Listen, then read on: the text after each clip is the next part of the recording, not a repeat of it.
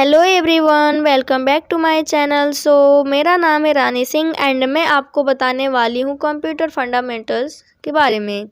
तो computer fundamental में सबसे पहला जो टॉपिक होगा वो होगा इंट्रोडक्शन ऑफ कंप्यूटर। ओके, तो सबसे पहले आपको जानना है कि इंट्रोडक्शन, कंप्यूटर का इंट्रोडक्शन। अगर आप एक स्टूडेंट है, कंप्यूटर स्टूडेंट है, या आप किसी भी कॉम्पिटिटिव एग्ज़ाम की तैयारी कर रहे हैं, तो फिर आपको कंप्यूटर फंडामेंटल्स की जो जानकारी है वो बहुत ज़रूरी है। क्योंकि जब आप कोई भी प्रतियोगी परीक्षा देते हैं तो आपसे कंप्यूटर फंडामेंटल्स के प्रश्न पूछे जाएंगे। तो अब सभी सरकारी और गैर सरकारी संगठनों में बेसिक कंप्यूटर की जानकारी ये कंपलसरी कर दिया गया है, यानी कंप्यूटर फंडामेंटल्स का ज्ञान होना अनिवार्य है। ठीक है, तो अगर आप किसी कॉम्पिटिटिव एग्ज़ाम की तैयारी कर रहे हैं तो फिर आपके लिए ये वीडियो यूज़फुल है।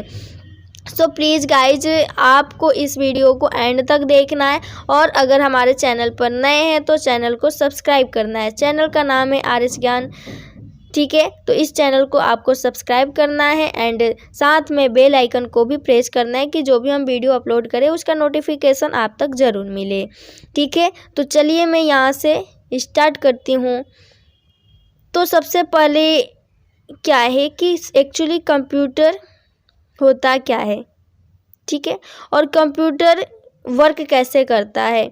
तो कंप्यूटर का काम करने की प्रोसेस के बारे में हमें पता होना चाहिए कि कंप्यूटर कैसे काम करता है, इतना फास्ट कैसे काम करता है। हमारे पास दिमाग है तब भी हम उतना फास्ट कैलकुलेशन, उतना फास्ट आंसर नहीं दे पाते हैं। जो क्वेश्चन हम पढ़े हुए होते हैं उतना फास्ट हमारा दिमाग क्यों नहीं चलता। कंप्यूटर जबकि उसके पास अपना खुद का दिमाग नहीं है, तब भी वो इतनी तेज़ गति से जो भी वर्क करता है वो क्यों करता है, कैसे करता है, तो उसके बारे में हम डिटेल से जानेंगे हाउ कंप्यूटर वर्क है।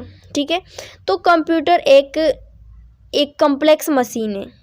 क्या है? कंप्यूटर एक इलेक्ट्रॉनिक मशीन है, कंप्यूटर एक कॉम्प्लेक्स मशीन है, बट मूल रूप से यह इनपुट प्रोसेस आउटपुट जो है वो मॉडल का पालन करता है।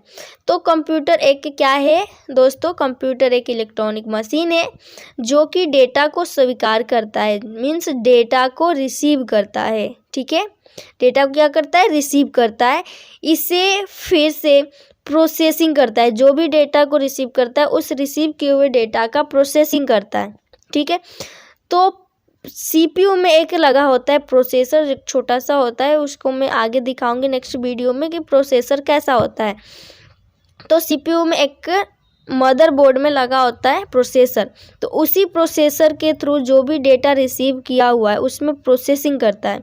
ठीक है, प्रोसेस करने के बाद हमें स्क्रीन पे, मीन्स मॉनिटर पे हमें दिखाई देता है आउटपुट उसका, मीन्स एक्चुअली रिजल्ट क्या होगा वो रिजल्ट हमें दिखाई देता है।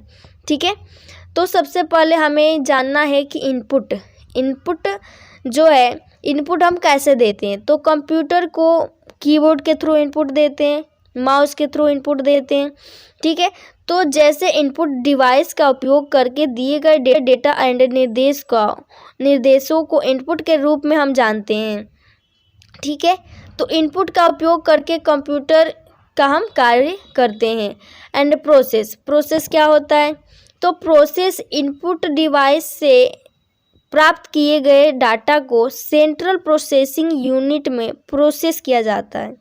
सीपीयू का फुल फॉर्म क्या होगा? Central processing unit. तो सेंट्रल प्रोसेसिंग यूनिट में प्रोसेस किया जाता है एंड देन सीपीयू का काम निर्देशों को प्रोसेस करना ही है।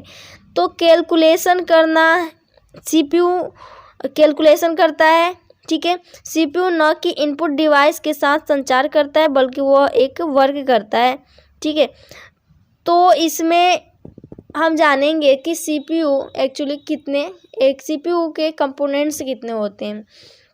तो सेंट्रल प्रोसेसिंग यूनिट के दो विशिष्ट कंपोनेंट्स होते हैं। फर्स्ट है अर्थमेटिक लॉजिकल यूनिट, इसको हम शॉर्टकट में कहेंगे एएलयू। एएलयू का फुल फॉर्म है अर्थमेटिक लॉजिक यूनिट। तो ये जो है सीपीयू में दो कंपोनेंट्स लगे होते हैं, एक एएलयू और एक सीयू। तो एएलयू का फुल नाम क्या होगा, अर्थमेटिक लॉजिकल यूनिट, और सेकंड नंबर का नाम क्या होगा, सीयू का कंट्रोल यूनिट। ठीक है, तो सबसे पहले मैं आपको बता देती हूँ एएलयू के बारे में कि ये क्या वर्क करता है।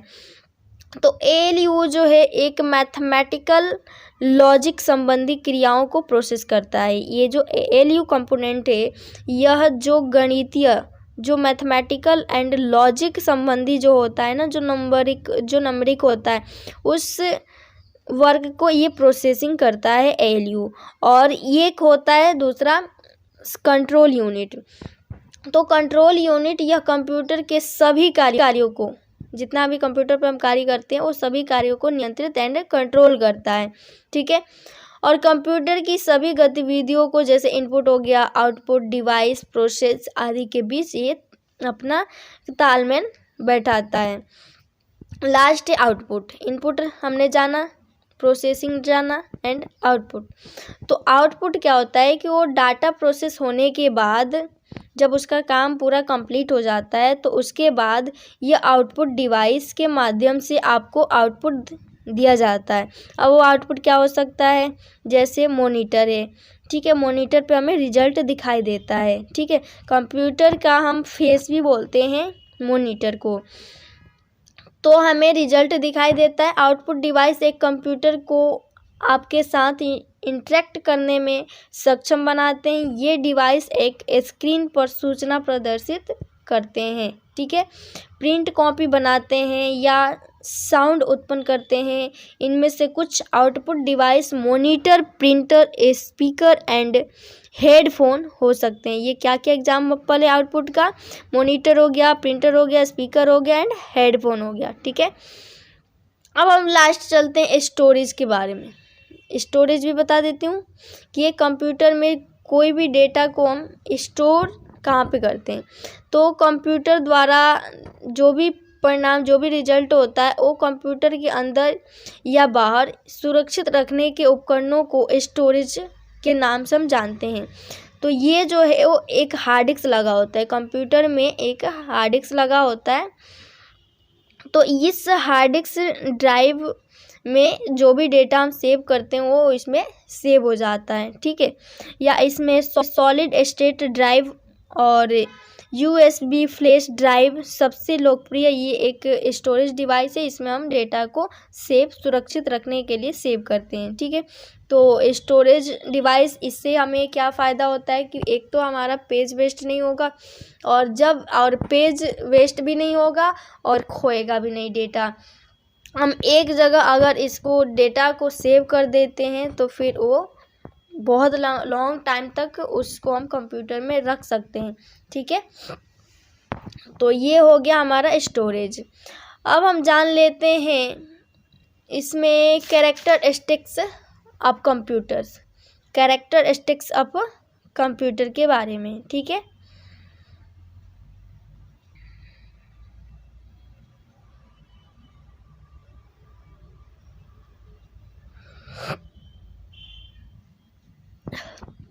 हाँ, तो हम यहाँ पे बताऊंगी कैरेक्टरिस्टिक्स ऑफ कंप्यूटर। कंप्यूटर की विशेषताएं क्या क्या हैं। तो इसकी विशेषताएं क्या क्या है, एक तो ऑटोमेटिक स्पीड हो गया, एक्यूरेसी हो गया, ठीक है, स्टोरेज हो गया। तो इस तरीके से इसमें काफ़ी कुछ फीचर्स दिया हुआ है जिसके बारे में हम जान लेते हैं। तो फर्स्ट तो सबसे पहले कंप्यूटर बहुत ही तेज़ी से काम करता है, मतलब समय की बचत होती है। ठीक है, इसके से हमारी समय की बचत होती है, पेज की बचत होती है, इंक की बचत होती है। ठीक है, और टाइम की तो बचत होती ही है। दूसरा, कंप्यूटर बिना कोई किसी मिस्टेक के सभी काम करता है। यह कार्य पूरा करने में कोई गलती नहीं करता है। ठीक है, और थर्ड नंबर, यह परमानेंट और बड़ी स्टोरेज क्षमता की सुविधा देता है।